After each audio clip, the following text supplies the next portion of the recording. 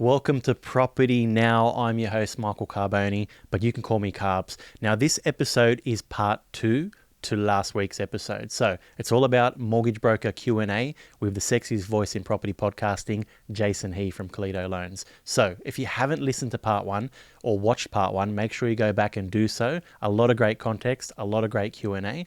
This week we continue that Q&A and I'll see you soon. Here's my chat with Jace.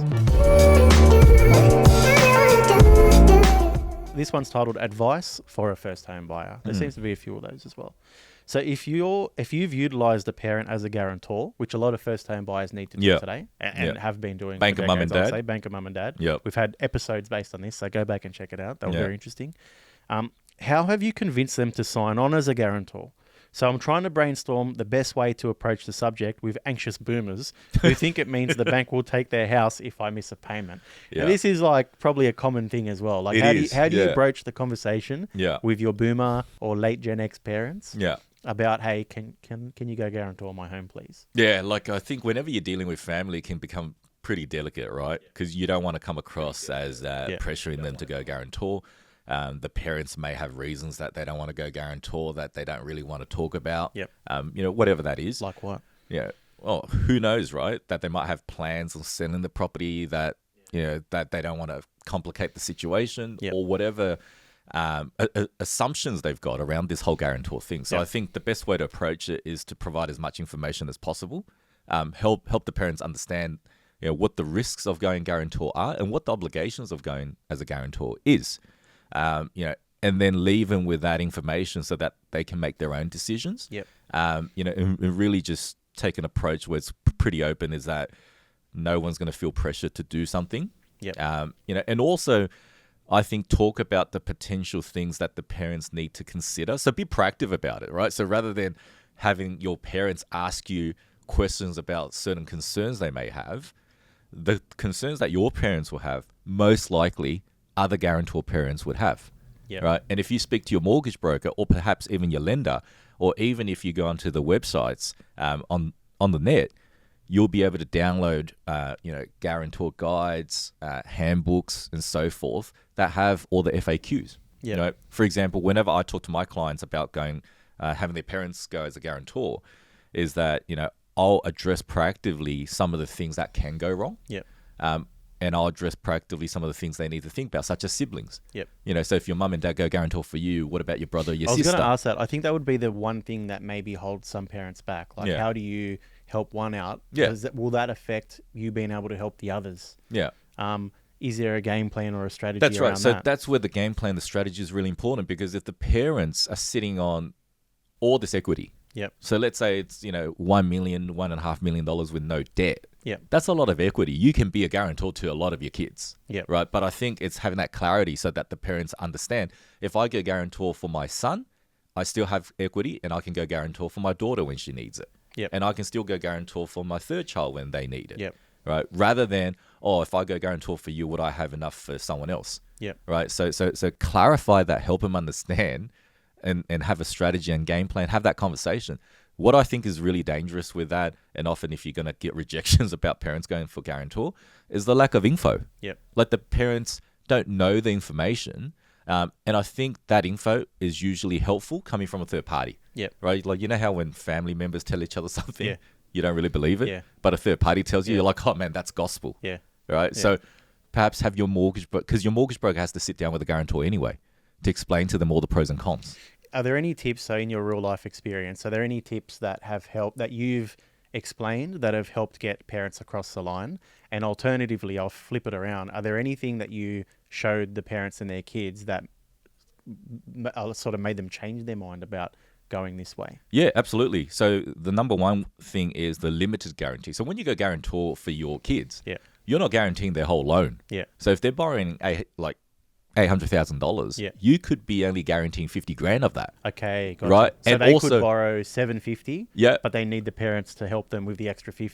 Correct. And by doing that, you're saving your kids $25,000 in mortgage insurance. Right. So you can be a guarantor, or you can ask your kids to pay the $25,000 mortgage insurance.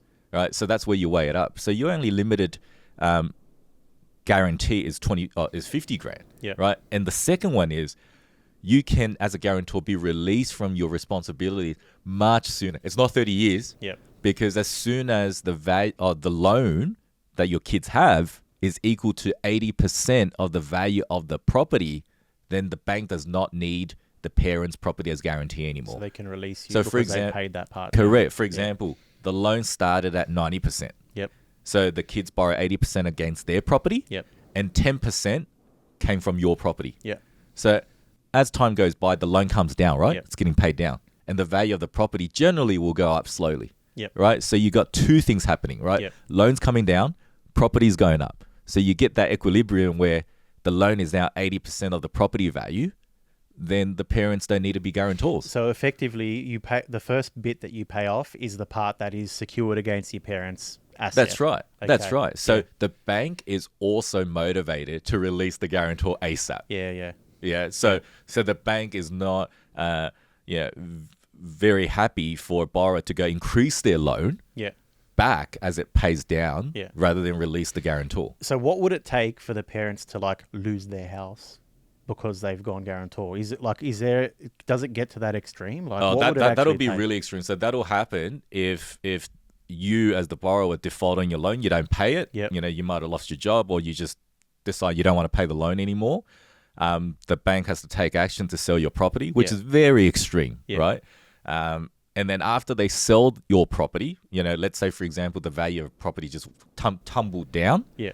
As they sell your property, there's not enough money from the sale to pay off that loan of 800 grand, for example. Yeah.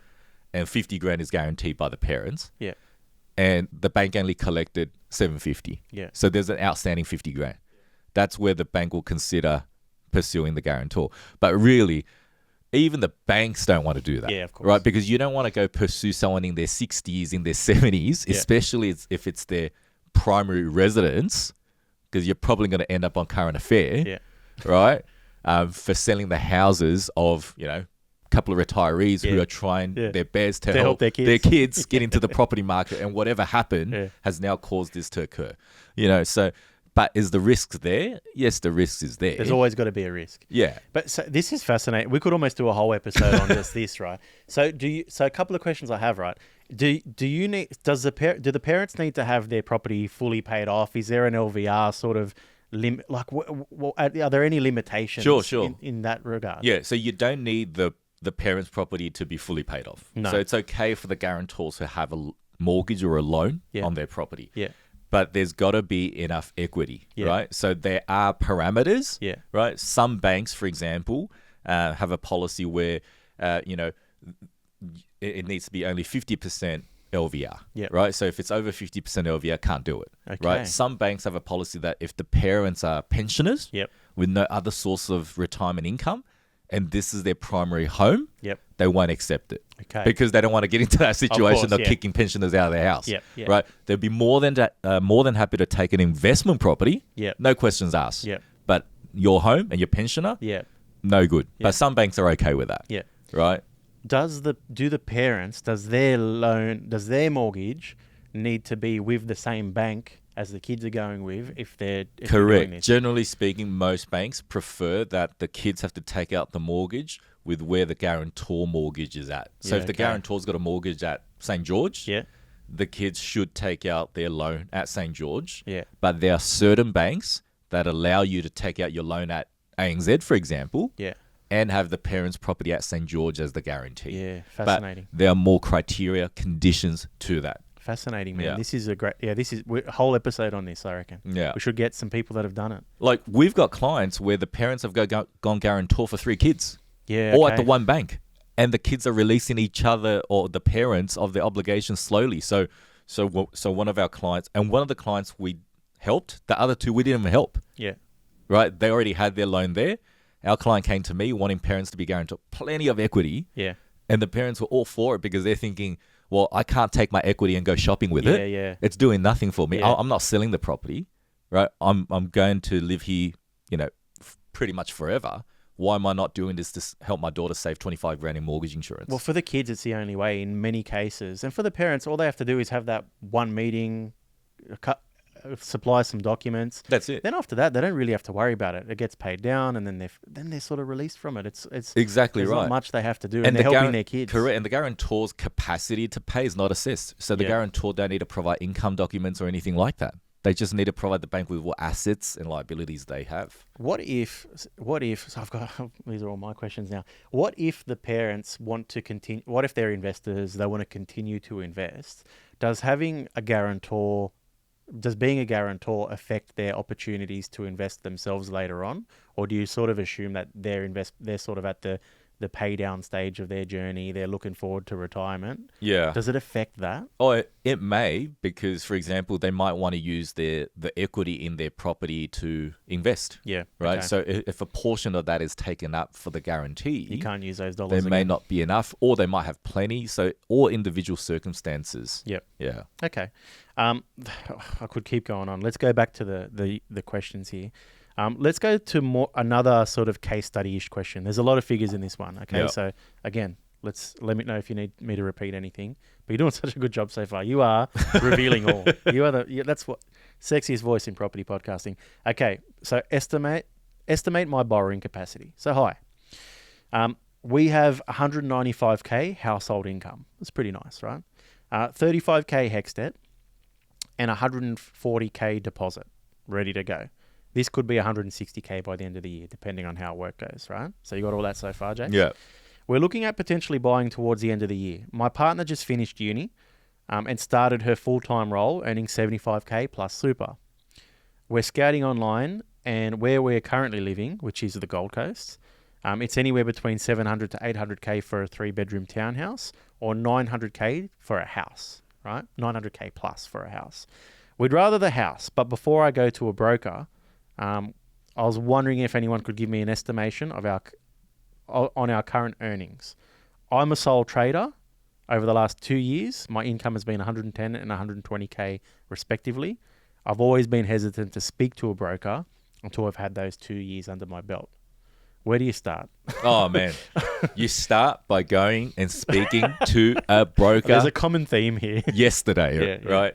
Yeah. So especially, so this case is really interesting because it highlights that this particular person in that situation needs to speak to a broker more than someone who's working a full-time job, getting a base salary plus super, right? Because when you're self-employed, there are banks out there that can go off just 1 year tax returns. So this person's already made that assumption that I'm hesitant to speak to a broker until I've got 2 years under my belt. Yep. Right. So that might, I don't know where that information comes from, but banks are now more and more understanding of self-employed borrowers. Yep. Right. So that means they're happy to look at your borrowing capacity with only 1 year of tax return or financial history. Yep. Right. So that means this particular person could have inquired a year ago. Yep. Right. Not necessarily saying they could have bought a year ago, but they would have known their position, have a game plan, strategy around what they need to make up for 12 months ago. Yeah. Right. And that also tells me, or it's like what we're talking about. Why is this person hesitant to go speak to a broker? Yeah. Right. And especially when you're self-employed, it's almost impossible to estimate what your borrowing capacity is. And one of my issues is, even if somebody estimated that for you, what can you do with it? Yeah. Are you going to make a financial decision, go buy a property because of that estimated borrowing capacity? Yeah. So doesn't that tell you it's quite useless, whether that's accurate or not? Yeah. Let's assume it was accurate. Are you going to use that info and then go sign a contract on a property? Yeah. You're not. You're still going to go speak to a broker. You're still going to get a pre-approval, right? So why hesitate speaking to a broker, right, and giving them all that information? Because especially when you're self-employed, your income's not as simple, because you can add back to your income things like depreciation, once-off expenses, bad debt. Just because your tax return shows you're 110, 120,000 doesn't necessarily mean that's the income that the bank will use, right? Yeah. So, again, speak to a mortgage broker, understand where you're at, and what you need to do to be able to buy the property. And you might be surprised that you could buy today. And at least at least map that out, right? So 140K in savings. on a 700K property, which is sort of the starting point of this Yeah. person's budget potentially, Yeah. that's 20%. Yeah. Right? So Yeah. they've got a 20% deposit, which is, I know you said you don't need that, but it's a good position to be in. Now, understandably, started a business, trying to get on top of that. Our partner is at uni, not working full-time yet. So probably thinking, hey, from a repayments perspective, it might be difficult, right? Yep. So I understand that completely. Yep. But wouldn't you want to get the advice and understanding so you know, yep, as soon as my That's partner's exactly at work, right. That's as soon as I've exactly hit right. 1 year, 2 years in business, Correct. whatever, we can move. Exactly. We can do it. And that's exactly my point. Yeah. When you speak to a broker or you go to the bank, you're not having to apply for a loan on the day you sit on that chair. Yeah. Right? You don't have to buy property. Yeah. You can just go and get information and it's free. Yeah. Right? So take that information, do what you want to do with it. Yeah, and nobody can force you to buy a property. Just like this podcast, free. Yeah, So just 100%. like, Take this information. Absolutely. have the conversations, go Yeah. to a broker, Yeah. and get specific. if you're thinking about property, speak to a broker. Yeah. Simple as that, right? Absolutely. And don't worry whether you're wasting the person's time. If the person tells you that you're wasting their time, great. You shouldn't be working with that broker anyway. We could have avoided a Yeah. whole hour conversation. We just did like a little TikTok and said, if you're thinking about property, speak to a broker. Done. That's I don't know how well that TikTok would have went. Would not have went viral at all. But I love talking to you anyway. So we could Thanks, go on for 2 Michael. hours. I Let's keep appreciate going. that. Let's keep going. You want more questions? Yeah, bring it on. Let's go. More questions. All right. Okay. Guarantor. I've already asked that one. Mortgage broker help. You're going to love this. This is, I reckon you planted this question. Does anyone have any tips on finding a good mortgage broker? I'm looking at one. Just listen to a Property Now podcast. Unfortunately, I thought I found a good one, but for 2 days in a row, she advised she would reach out to me, and she never did. Inconsistency and poor time management is not something I'm looking for in this type of professional relationship. Yeah. Yeah. I agree too. Very valid, right? Especially when you're needing a professional to help you with something so significant, Yep. massive financial decision, Yep. right? Buying a home, especially if you're doing it the first time, so forth, right? I think doesn't matter what professional that you're dealing with, everybody hates lack of responsiveness, Yep. right? So my suggestion will be, look, there's no 100% guarantee way to find the best mortgage broker, but usually, a referral from family and friends is very helpful. And I'll tell you why. So when someone refers their mortgage broker and you inquire with that broker, there's a lot more at stake for that broker. Yeah. So you're not just one random inquiry from Google. Yeah. Right? Because if they do a bad job, if they're not responsive to you, you give feedback to the person that referred you.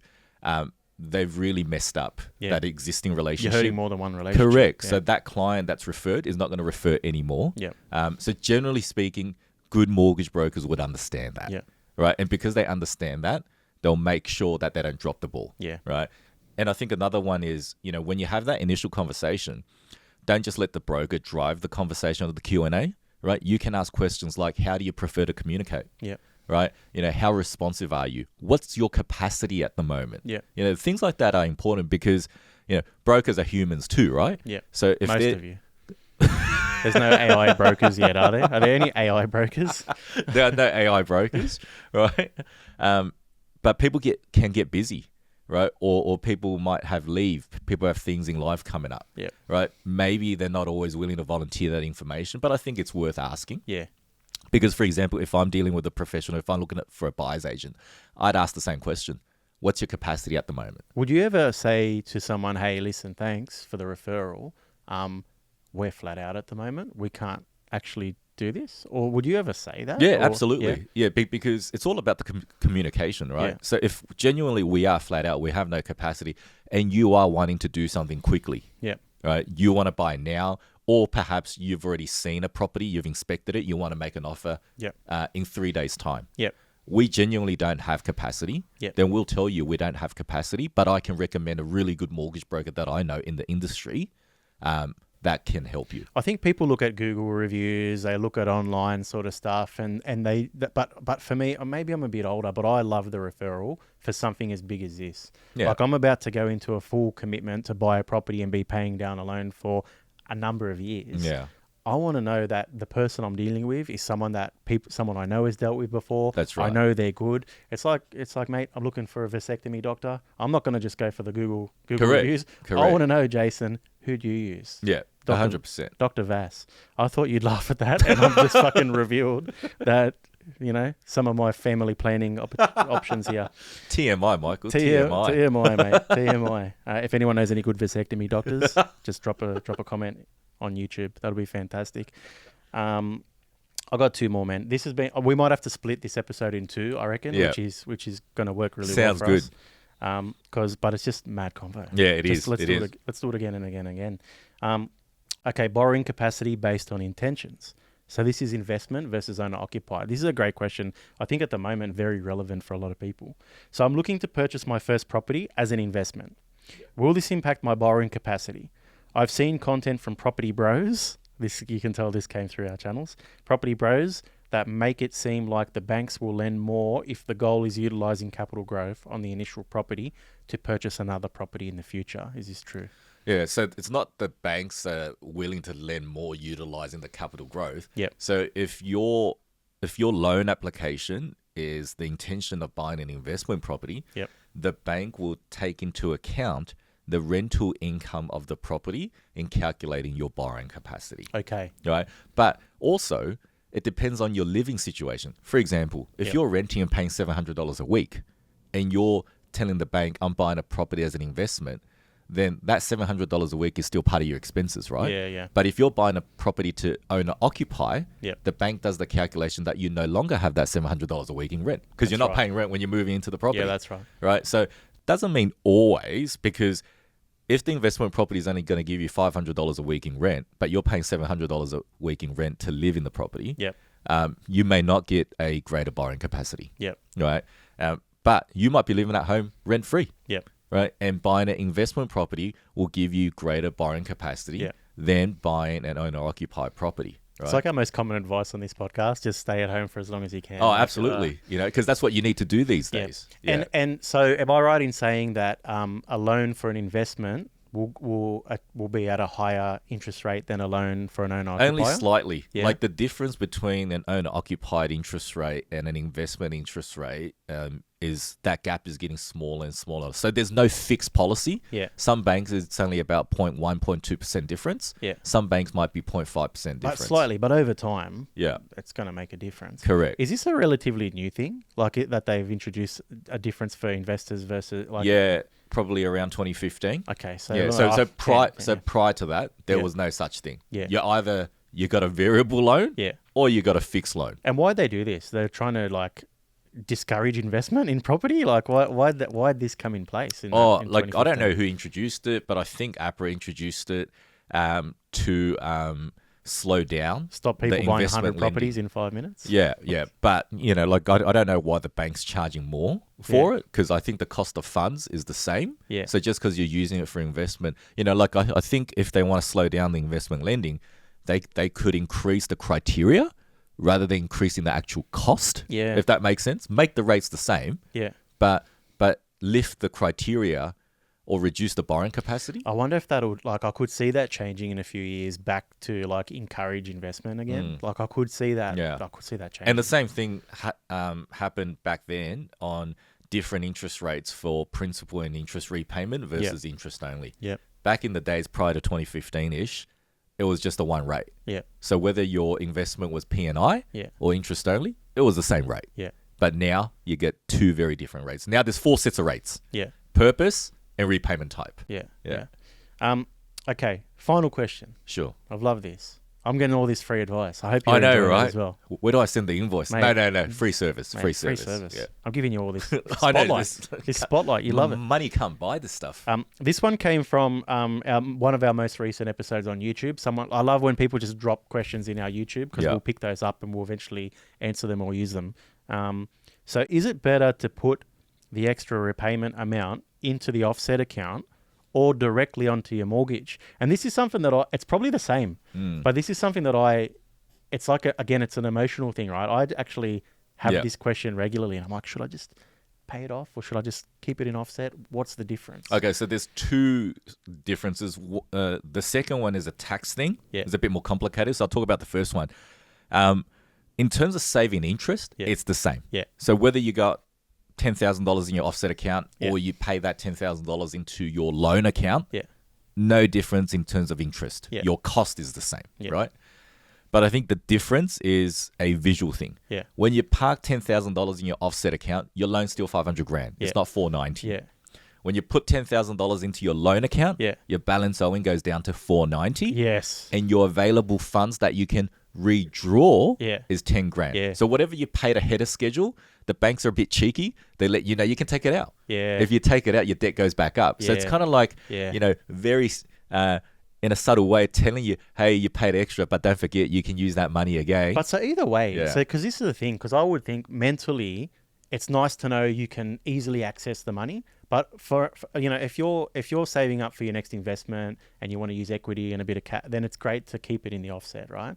But if you want to pay down your loan, you want to like pay it down. But like you said, you still have that. Hey, you can also redraw this extra. Yeah. So it doesn't matter either way, really. You can take the 10 grand from there. You can take the 10 grand That's from right. there.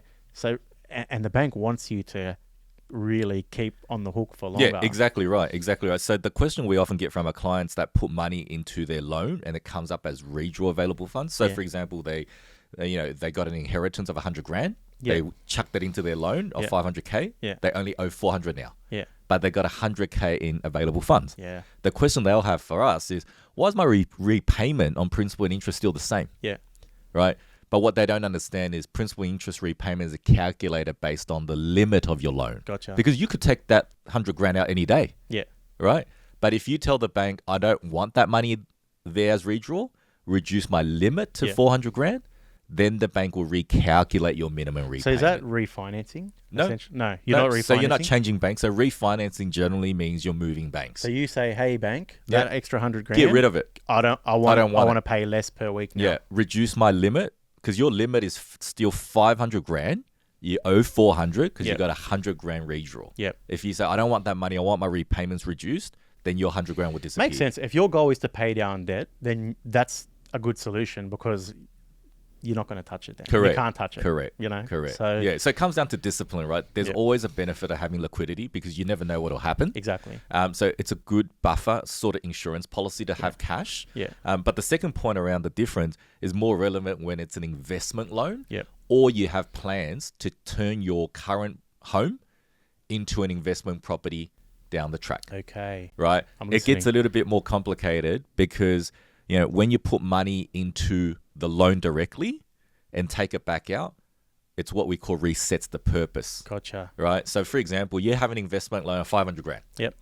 You got an inheritance of $100,000. Yep. Right?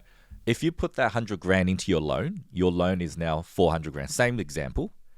But you now take that $100,000 out to buy a car or a boat. Yep.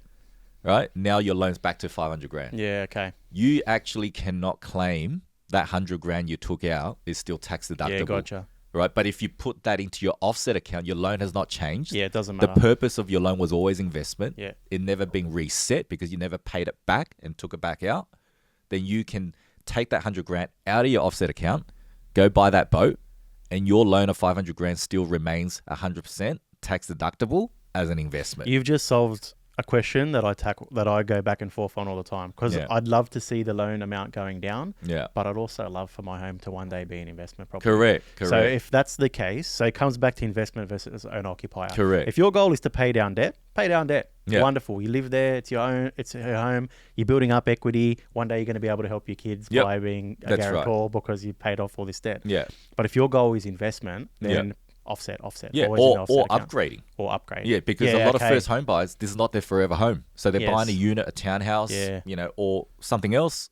They have plans that within the next 10 years, they're going to have a family, then they're going to need a bigger place. Yeah. Then they know that their goal is to hold on to this property as an investment. I love it, man. Now, if you fully paid off that loan, then you turn it into investment. It's got no loan. Yeah. There's no tax deductions. Yeah. But if you kept that full loan amount that you were going to pay off in your offset account, you can take that out, buy your next owner-occupied property with it, and your property still has that $400,000 loan owing. Yeah. It's fully tax deductible. This is gold. Clipper page. This is gold. Jason, thanks for the free advice, man. Not a problem. I feel My like pleasure. I'm just that type of giving person. You are. Yeah. Not only the sexiest voice. Expect no return. Probably the nicest. Just get me back. No, plenty of spotlight. Think. Okay. Thousands of people watch this. Yeah, at least think about it. And listen to this. Yeah. I'm coming to you for my next Okay. loan. Awesome. Guys, if you've enjoyed it, if you have more questions for Jason, we'll try and do more of these. But if you have any questions in general, we'll get more professionals on to answer. I love this Q&A sort of question and answer sort of episode format.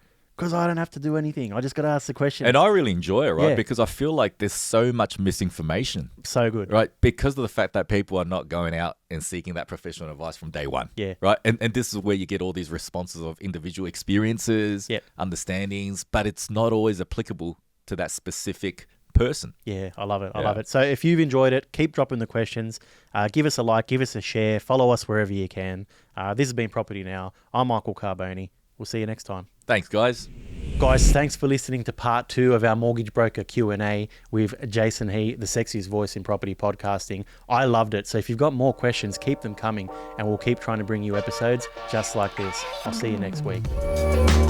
The Property Now podcast offers opinions on Australian property news for informational and entertainment purposes only, and they are general in nature. It does not take into account your objectives, financial situation, or needs. It does not constitute professional advice. Always seek expert guidance before making any property-related decisions.